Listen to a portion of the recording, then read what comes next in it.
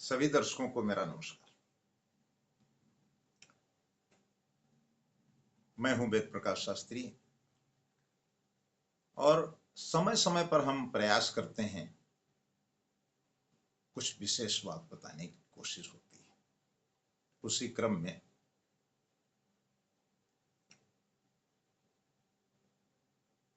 हमारे यहाँ प्रथम पूजन गणेश भगवान का होता है। गौरी पुत्र गजाननं भूतगणादि सेवितं कपित्थ जम्बू फलचार भक्षणम उमासुतं शोक विनाशकारकम नमामि विघ्नेश्वर पाद पंकजम। हम कोई भी शुभ कार्य करते हैं तो गणेश वंदना के साथ प्रारंभ करते हैं।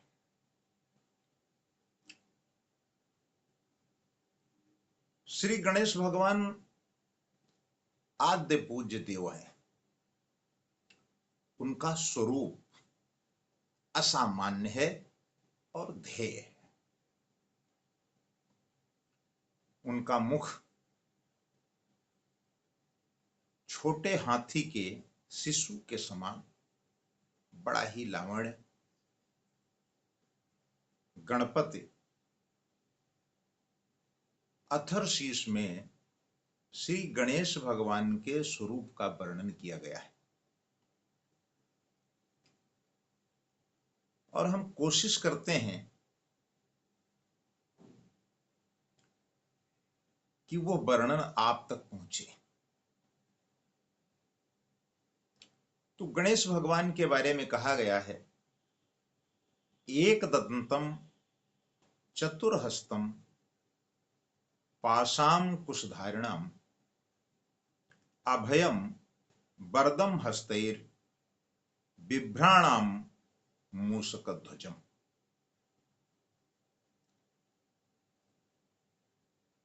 रक्तम लंबोदरम सूप कर्णकम रक्तवास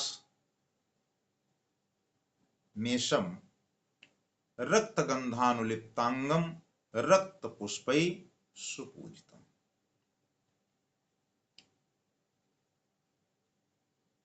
श्री गणेश भगवान का प्रत्येक अंग किसी न किसी विशेषता के लिए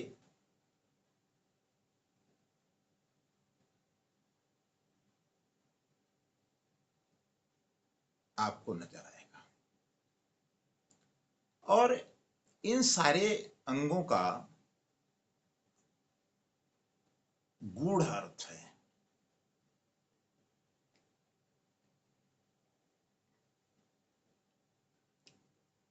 कहने का तात्पर्य बौना रूप, छोटा रूप ये शिक्षा देता है कि मनुष्य को सरलता और नम्रता आदि गुणों के साथ सदैव अपने को छोटा मानना चाहिए, जिससे उसके अंदर अभिमान ना आए। उनका जो छोटा सा स्वरूप है वो इस बात को दर्शाता है। गजमुख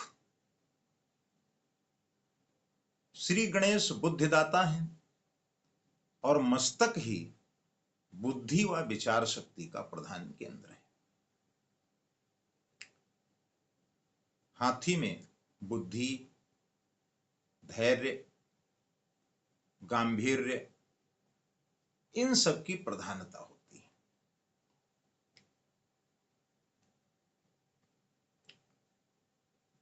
जैसे अन्य पशुओं की तरीके से ऐसा नहीं होता है कि अगर हाथी को भोजन दिख जाए तो वो उस पर टूट पड़े। धीरता और गंभीरता के साथ वो भोजन ग्रहण करता है। कहने का अभिप्राय कि आप में गंभीरता हो ये बहुत आवश्यक है। सूप कर्ण, कान जो है बहुत बड़े हैं। इसका अर्थ है कि साधक को सबकी सुननी चाहिए परंतु उसके ऊपर गंभीरता से विचार कर कार्य करना चाहिए। यह सफलता का मंत्र है। हाथी जैसे लंबे कानों का एक अर्थ यह भी है कि मनुष्य को अपने कान इतने विस्तृत बना लेने चाहिए कि उनमें सैकड़ों निंदकों की बात भी समा जाए और वो कभी जिह्वा पर भी ना आए। अर्थात मनुष्य में निंदा पाचन की क्षमता होनी चाहिए। कहा भी गया है कि निंदक नीरे रखिए आंगन कुटी छवाए। लंबोदर इस रूप से यही अर्थ निकलता है कि मनुष्य का पेट बड़ा होना चाहिए, यानी सबकी अच्छी बुरी बातों को अपने पेट में रखें। तुरंत उसको इधर उधर करना यह बहुत तर्कसंगत नहीं है। एक दंत, श्री गणेश का एक दांत हमें यही ज्ञान करता है कि जीवन में सफल वही होता है जिसका लक्ष्य एक। श्री गणेश अपने एक दंत रूपी लक्ष्य के कारण ही जीवन में न केवल सफल रहे अपितु अग्र पूजा के अधिकारी बने। दीर्घ नासिका,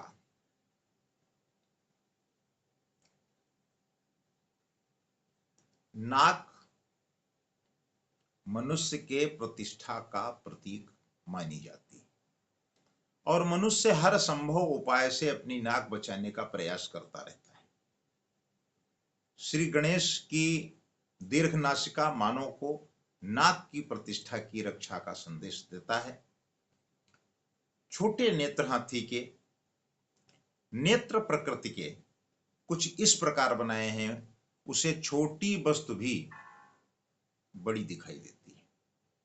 श्री गणेश जी की आंखें हाथी की होने के कारण हमें बताती हैं कि मानव का दृष्टिकोण उदार होना चाहिए। उसे अपने गुणों की अपेक्षा दूसरे के गुणों को अधिक विकसित रूप में देखना चाहिए।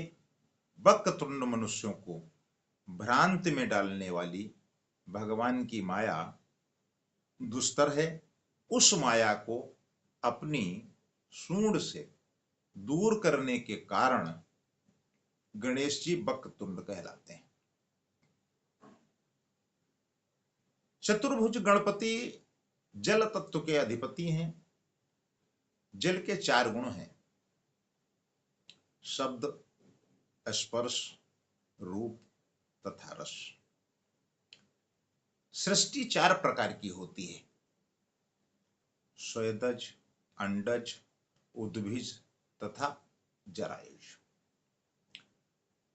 पुरुषार्थ 4 प्रकार के होते हैं, धर्म, अर्थ, काम और मोक्ष। श्री गणेश ने देवता, मानव, नाग और असुर इन चारों को स्वर्ग, पृथ्वी तथा पताल में स्थापित किया।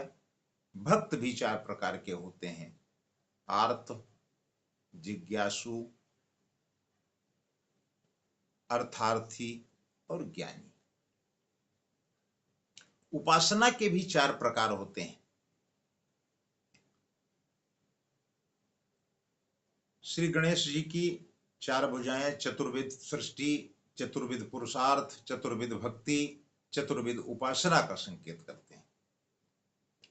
मोदक का भोग, मोदक के भोग का अभिप्राय है कि अलग अलग बिखरी हुई बूंदी के समुदाय को एकत्र करके मोदक के रूप में भोग लगाया जाता है। व्यक्तियों का सुसंगठित समाज जितना कार्य कर सकता है उतना एक व्यक्ति से नहीं हो पाता। सिंदूर सौभाग्य का सूचक है, मांगलिक द्रव्य है। मंगल मूर्ति गणेश को मांगलिक द्रव्य समर्पित करना चाहिए। दूर्वा हाथी को बहुत प्रिय है। इसके दूर्वा में नम्रता और सरलता भी है।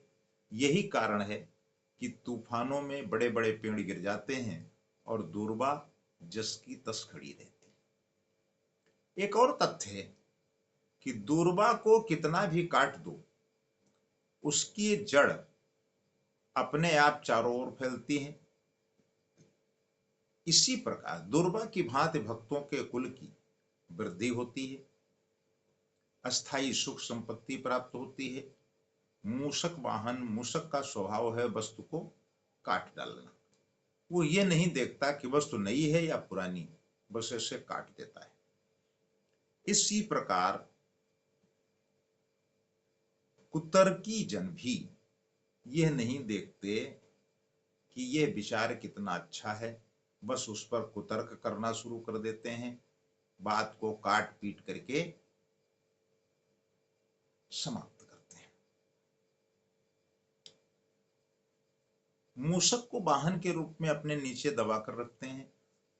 पाश, अंकुश, वरद हस्त और अभय हस्त पाश राग का और अंकुश क्रोध का संकेत है। गणेश जी भक्तों के पापों का आकर्षण करके अंकुश से उसको नाश कर देते हैं। उनका वरद हस्त भक्तों की कामना पूर्ति का तथा अभय हस्त संपूर्ण भयों से रक्षा का सूचक है।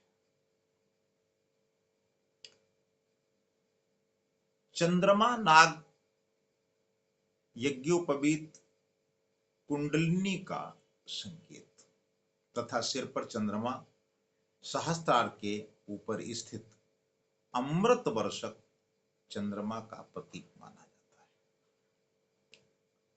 तो हमने प्रयास किया कि आपको गणेश भगवान का जो शरीर है और विशेष प्रकार के वो अंगों को प्राप्त है, तो उन सब का जो शास्त्रोक्त अर्थ है, उनका अभिप्राय क्या है, उनका मतलब क्या है और हमारे जीवन में वो कितना सार्थक है।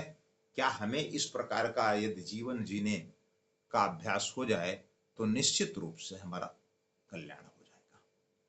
नमस्कार।